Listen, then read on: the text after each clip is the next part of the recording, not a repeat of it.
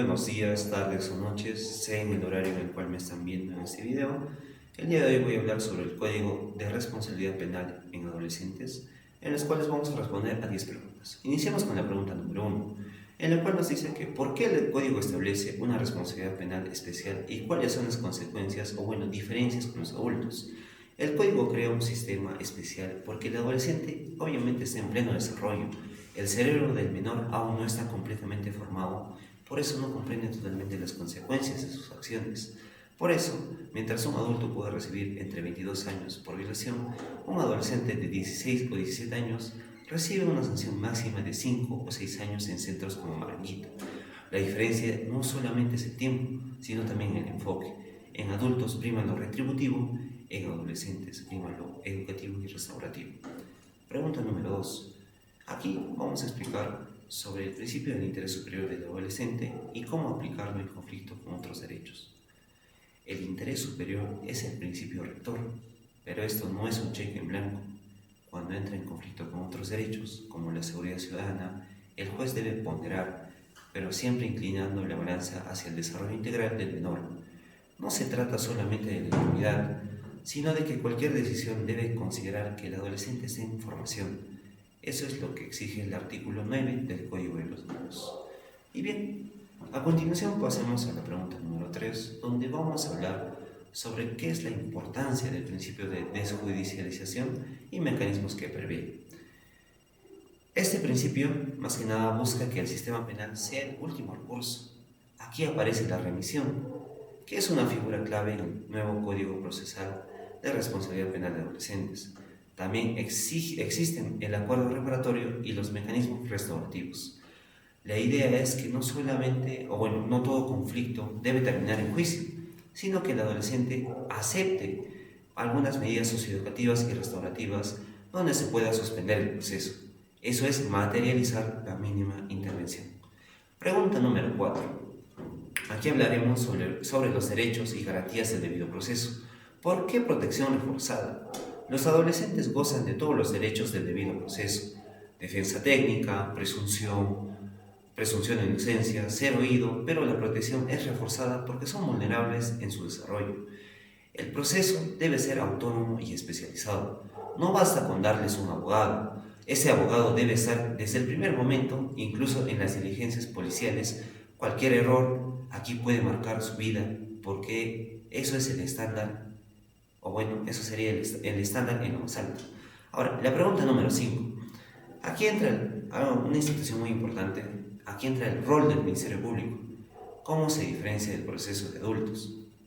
El Ministerio Público es sujeto procesal, pero su rol cambia, no es solamente acusador. En el sistema actual, la víctima no es considerada sujeto procesal pleno para negociar, porque el titular de la acción penal es el fiscal. En justicia juvenil, el fiscal debe ser garante del interés superior, no buscar una pena, sino una medida adecuada.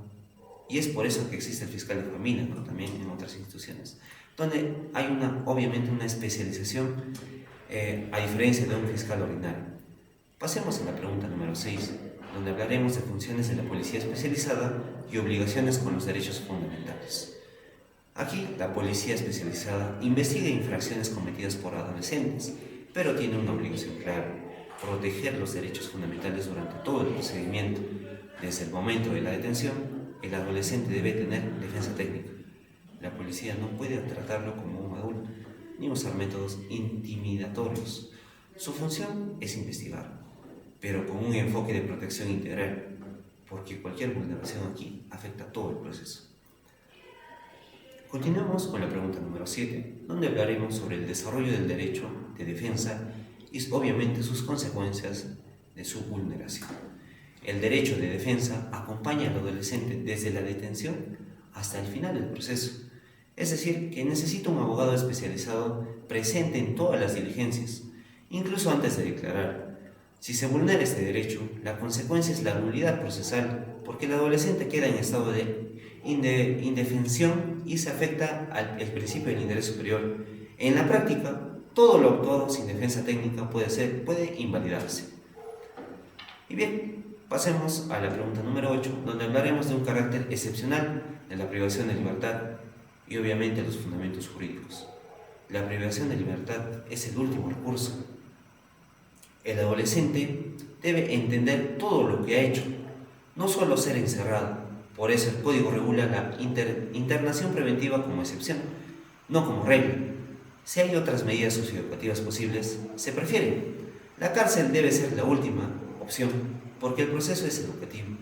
Y encerrar a un adolescente sin necesidad es contraproducente para su reinserción. Pregunta número 9. ¿Cuál es la importancia de los equipos técnicos interdisciplinarios?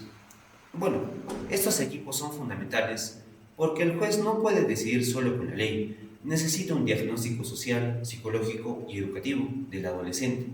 La decisión judicial debe ser personalizada, no solamente genérica. Los equipos interdisciplinarios aportan ese conocimiento sobre el contexto familiar y personal del joven. Así, la medida se ajusta al interés superior y no es una imposición arbitraria. Y por último, pasemos a la pregunta número 10, donde nos habla de la evaluación de las medidas socioeducativas desde la perspectiva restaurativa, es decir, ¿qué es la perspectiva restaurativa en estas medidas socioeducativas? En el papel, las medidas socioeducativas cumplen su finalidad, pero el gran desafío está en la ejecución.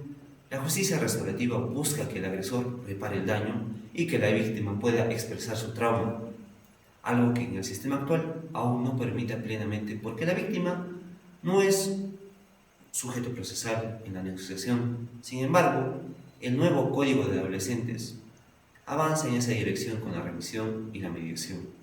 Si el Estado garantiza programas efectivos de reinserción, entonces sí, las medidas cumplen adecuadamente sobre la finalidad educativa y restaurativa, pero sin recursos quedan en buenas intenciones.